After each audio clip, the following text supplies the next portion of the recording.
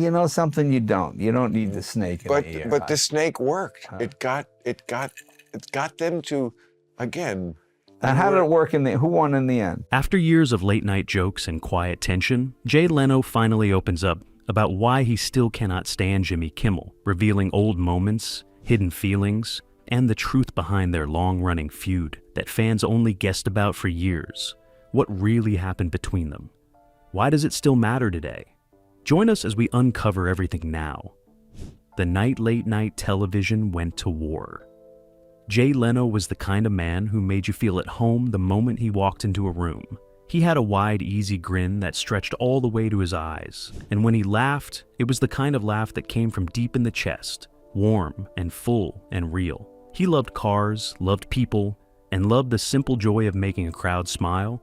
There was nothing flashy or complicated about him. He worked hard, he showed up, and he delivered. Night after night, year after year, he sat behind that desk on The Tonight Show and did what he did best, kept America laughing. His audience trusted him. They tuned in not just for the jokes, but for him. Jay Leno was not just a late-night host. He was a habit, a comfort, a friendly face in a world that often felt anything but. For over 16 years, that was his life. The rhythm of it suited him perfectly. He would arrive early, prepare obsessively, and perform with the kind of ease that only comes from years of doing something you truly love. The studio felt like his second home, and his audience felt like family. He was settled, he was confident, he was, by every measure, exactly where he was supposed to be. But even the most comfortable thrones can begin to shake. Quietly, behind closed doors, conversations were happening at NBC that Jay was not part of. The network was looking ahead, thinking about the next generation of viewers, and what they saw worried them. A younger crowd was growing up, and they were not reaching for the remote the way their parents had. New voices were rising in late-night television, sharper, stranger, more unpredictable. And one name kept coming up in those conversations: Conan O'Brien. Conan was nothing like Jay. Where Jay was steady and warm, Conan was electric and wild. His humor lived in strange, unexpected places. He was tall and awkward in the best possible way, and his comedy had a kind of nervous energy that felt alive, like anything could happen at any moment. He had built a devoted following on late night, and NBC believed that following would grow even bigger if he was given the bigger stage. The decision was made. The announcement came. Jay Leno would step down from The Tonight Show in 2009, and Conan O'Brien would take his place. The public statement was gracious. Words like smooth transition and mutual respect were used. Smiles were offered in photographs. But beneath all of that, something harder was pressing against the surface. Jay Leno had spent the better part of 2 decades building that show. It was not just a job to him, it was his identity, his proof of worth. The idea of walking away from it, even on his own terms, was not as simple as it looked from the outside. And so, he did not fully walk away. In a move that confused nearly everyone, NBC made the decision to give Jay his own primetime program, The Jay Leno Show, airing 5 nights a week at 10 o'clock. It was meant to be a kind solution, a way to keep Jay in the NBC family while making room for Conan at midnight. But what it became was something else entirely.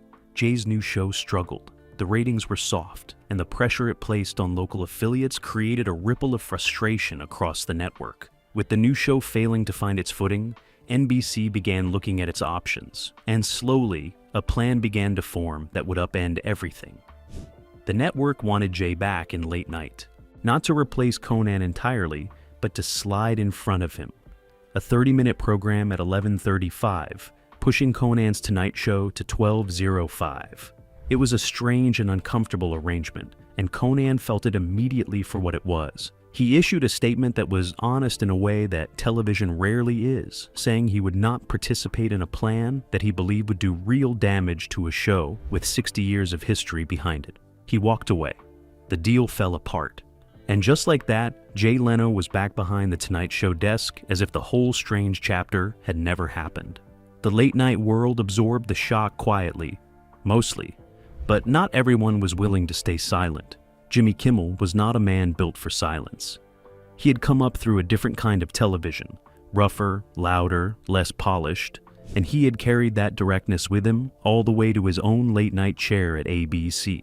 He had a gift for saying the thing that everyone else was only thinking, and he delivered those thoughts without flinching.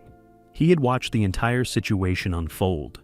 The announcement, the failed primetime show, the uncomfortable shuffle that pushed Conan aside, and he had formed a clear opinion about it.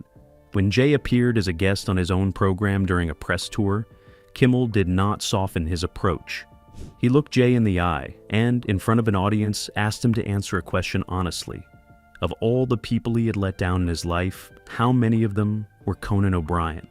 The crowd laughed. Jay shifted in his seat.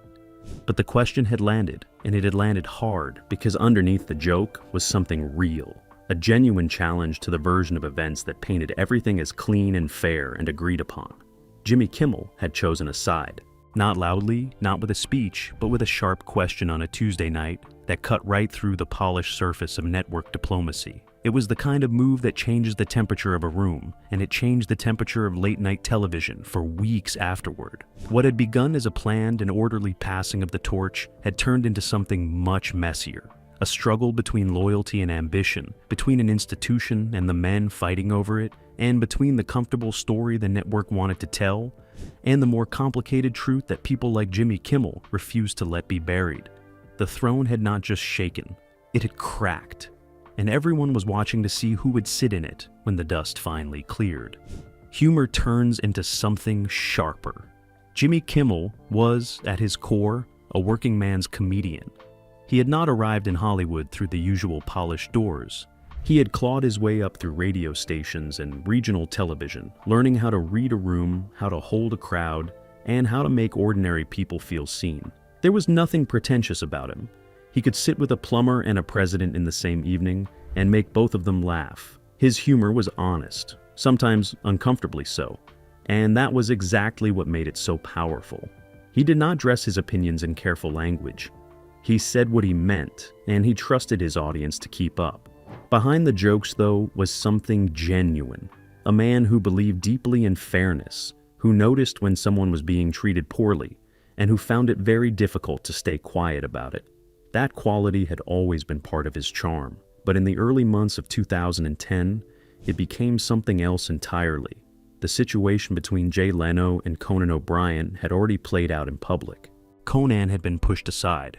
Jay had returned to The Tonight Show, and the whole uncomfortable episode had been wrapped up by the network in the kind of language designed to make everyone feel better without actually addressing what had happened. Most people in the industry said nothing. That was the safe choice. That was the professional choice. But Jimmy Kimmel was watching all of it unfold, and something inside him refused to let it go quietly. He began with jokes. That was always where he started, with humor that seemed light on the surface but carried real weight underneath. On his own show, Late Night with Jimmy Kimmel Live, he started threading the situation into his monologue. The jokes about Jay were not vicious, but they were pointed. They landed in that precise space between comedy and commentary, where an audience laughs because something is funny, and then sits quietly for a moment because they realize it is also true. He portrayed Jay as a man who had agreed to leave and then found a way to stay. A man whose need for the spotlight had quietly overridden the promises he had made.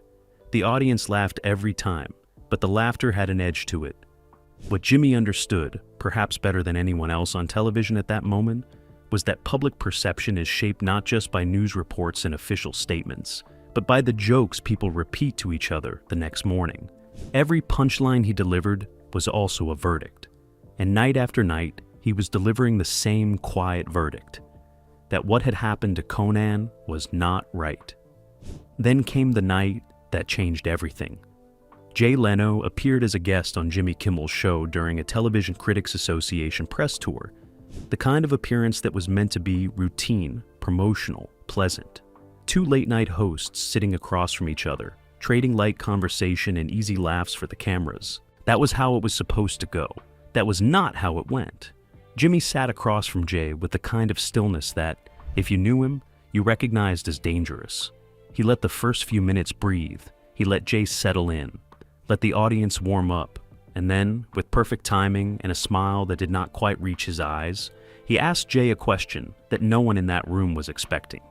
He asked Jay, simply and directly, to name something he had done that he was not proud of. He framed it as a game, a gentle late-night kind of prompt, but everyone in the studio understood immediately that it was not a game at all. It was an invitation to account for himself. It was a door, opened politely, that led somewhere very uncomfortable. Jay answered carefully. He was a seasoned television performer, and he knew how to navigate a difficult moment without appearing to struggle. He smiled. He kept his voice light, but the audience could feel the shift in the room. That particular atmospheric change that happens when a conversation stops being friendly and starts being something else. Jimmy pressed gently but persistently, steering the exchange toward the events that everyone already knew about, asking questions that had only one honest answer. Questions Jay was clearly not prepared to answer honestly on camera. "I have to ask," Jimmy said at one point, his voice easy and almost kind. "Of all the people you have let down in your life, how many of them are Conan O'Brien?" The audience erupted. Jay laughed too, because what else could he do? But it was the kind of laugh that a person produces when they are not laughing on the inside.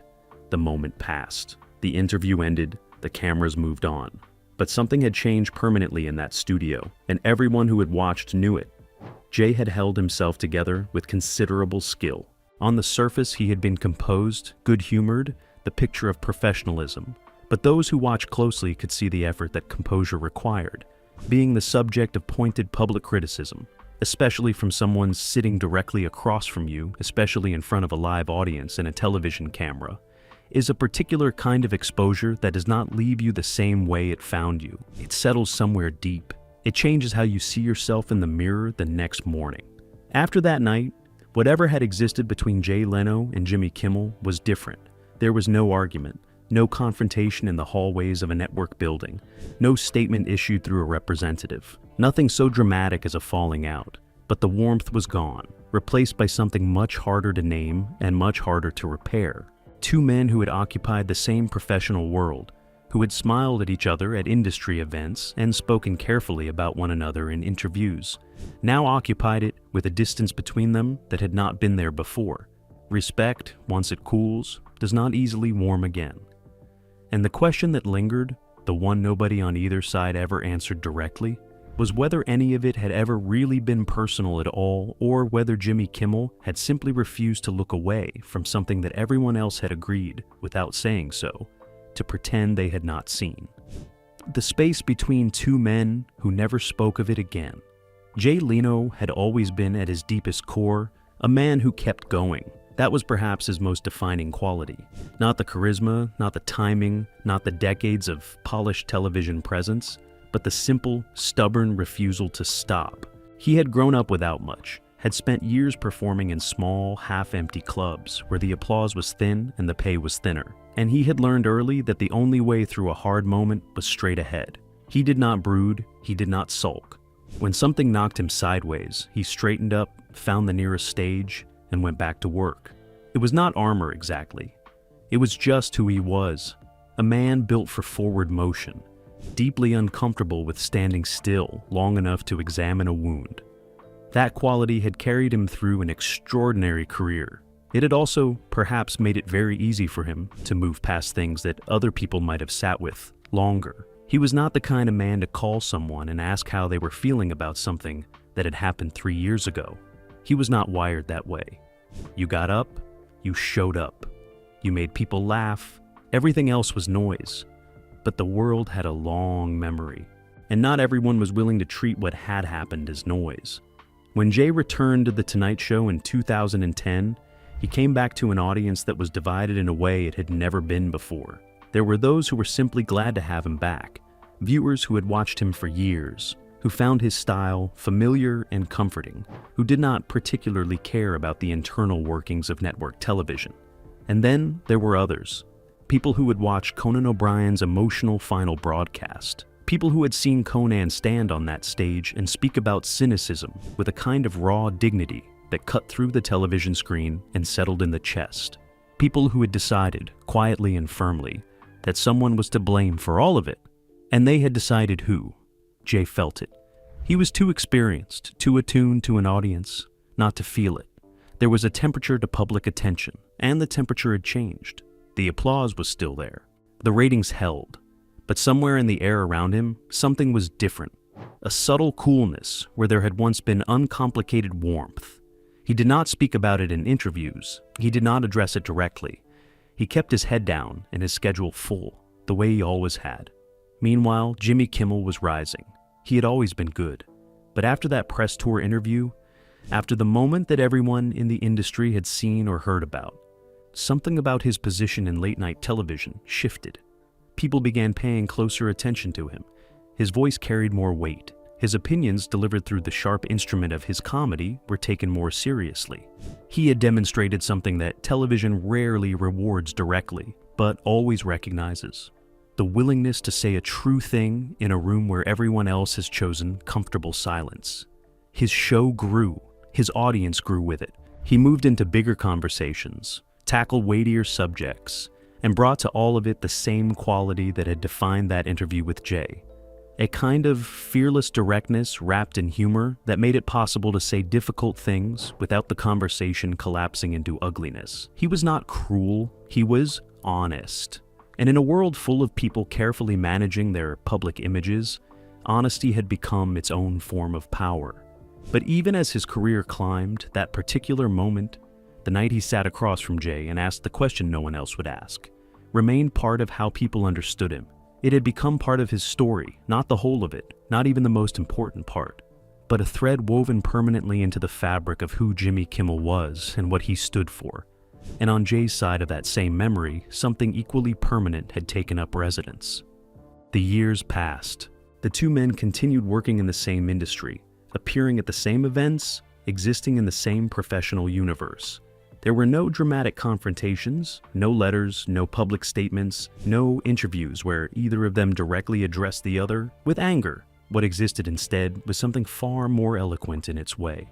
A silence so consistent, so carefully maintained, that it communicated everything the words were never used to say. They did not appear together. They did not speak warmly of each other in the casual way that television people often do, dropping names and trading compliments in the easy currency of the industry. When either of them was asked about the other, the answers were measured in short, professional, surface level, revealing nothing. It was the kind of silence that takes effort to sustain, the kind that, in its very steadiness, proves that something real is being held beneath it. Because silence between two proud men is never truly empty. It is full of the things that were said and the things that were not, full of decisions made and paths not taken, full of the particular stubbornness that keeps a person from picking up the phone and saying simply, "This has gone on long enough." Pride is a quiet force. It does not announce itself. It does not make speeches.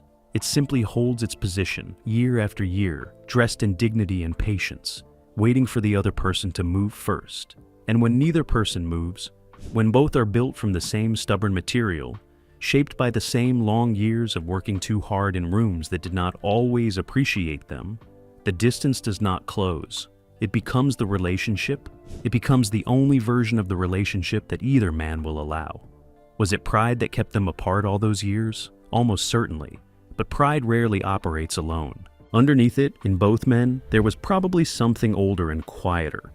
The particular kind of hurt that comes not from hatred, but from disappointment. From the feeling that something which should have been handled differently simply was not. From the knowledge that a moment had passed that could not be revisited. Jay Leno kept going, as he always had. Jimmy Kimmel kept rising as he always would. And between them, steady and unchanging as a wall neither would acknowledge building, the distance remained. Unspoken, unresolved, and in its own strange way, perfectly understood by both. What the laughter left behind. Jay Leno was never a complicated man. That was perhaps the most honest thing you could say about him, and it was meant as the highest kind of compliment. He did not have hidden layers that required excavation. He did not speak in careful, constructed sentences designed to protect a private self. What you saw when Jay Leno walked into a room was what existed. A man who loved cars, loved comedy, loved the simple transaction of standing in front of people and making them feel good. He had grown up in a household where money was scarce, but warmth was not. And he had carried that working-class sincerity with him, all the way to the most famous desk in late-night television. Fame had not changed the essential thing about him.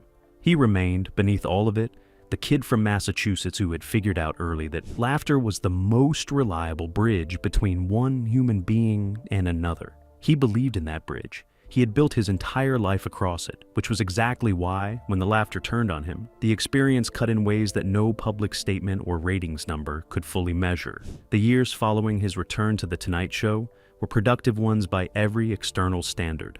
The show continued. The audience returned.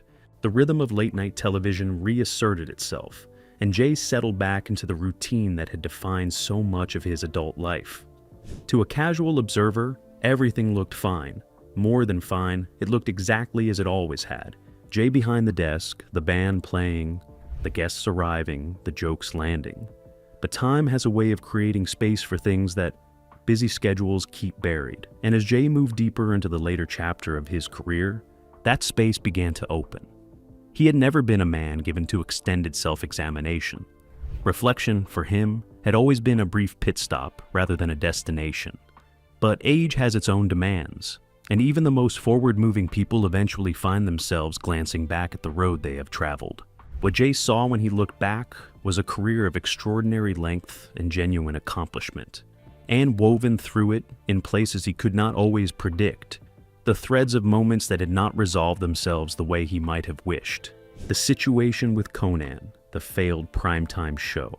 The return to The Tonight Show that had satisfied the network but unsettled so many others. And then that night on Jimmy Kimmel's stage, that particular, specific night that had produced a joke heard all the way across the industry and had not fully faded since. What Jay eventually came to articulate, in the careful and measured way that men of his generation tend to approach emotional honesty, was that the thing which had stayed with him was not the joke itself. He understood comedy. He had spent his life inside it. He knew that comedians pushed boundaries and that audiences rewarded them for it.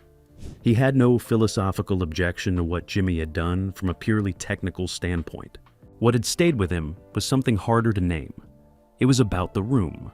It was about being the subject rather than the author of a moment, sitting in someone else's chair, on someone else's stage, in front of someone else's audience. While a joke was constructed at your expense with the specific aim of making you answer for yourself publicly, it was the particular vulnerability of that position. A guest on a talk show surrenders a certain amount of control the moment they sit down. And what Jay had experienced that night was what happens when a host decides to use that imbalance not for entertainment in the traditional sense, but for something closer to accountability. It was not what he said, Jay reflected in one of his rare moments of openness about the experience. It was the way it was set up. You walk in thinking one thing, and then the ground shifts. That shift, that unexpected loss of footing in a room where he had always felt at ease, was what had lodged itself somewhere deep and refused to dislodge. Because for Jay Leno, respect had always been expressed through a particular kind of professional courtesy. You did not ambush a colleague. You did not use the warmth of an invitation to set a trap. Whatever disagreements existed between people in this industry, they were worked out in private, or they were left alone entirely. That was the code he had operated by for decades, and what had happened on that stage had felt to him like a violation of it. Understanding that did not make it easier to carry. If anything, it made it more precise. A specific kind of hurt with a specific cause, sitting in a specific place, resistant to the usual remedies of time and forward motion. For Jimmy's part, he had never pretended the moment was nothing. He had owned it in the way that people who believe they are right tend to own things, without apology, but without cruelty either. He had seen an injustice or what he understood as one, and he had responded the only way he knew how. Whether that response had been entirely fair to the man sitting across from him was a question he may have turned over privately without ever arriving at a clean answer. And so the two of them continued, separately, successfully, carrying between them a history that neither fully addressed and neither fully released. There was no reconciliation scene, no phone call that cleared the air, no shared stage moment that allowed the audience to feel the satisfying resolution of a conflict neatly concluded. Life, in this respect, was less generous than television. Real distances between real people do not close on cue. They persist through award seasons and industry events and the ordinary passage of years, maintained not by active hostility, but by the quiet daily decision not to be the one who reaches first. Both men left marks on late-night television that will outlast the controversy between them. Jay's tenure, its sheer length, its consistency, its place in the cultural fabric of America, represents something that very few people in any field ever achieve. Jimmy's evolution from sharp-edged provocateur to one of the most trusted voices in the medium tells its own story about growth and influence and the power of saying difficult things with skill. Measured by the only currency that ultimately matters in their profession, both men succeeded. Enormously. But success, it turns out, does not answer every question. It does not fill every silence. It does not reach back into a specific evening and change what was said or how it landed, or what it left behind when the camera stopped rolling. What endures, beyond the monologues and the guest lists and the ratings and the awards, is this. Two men who shared a complicated moment in a very public life and then spent years standing on opposite sides of it, each one shaped by his own understanding of what had happened, neither one able, or perhaps willing, to fully let it go. In the end, they were defined by their success, but they were also defined by this, by the laughter that built their careers and the laughter that, on one particular night, built something else instead. A wall, quiet and solid, that all the years that followed never quite found a way through.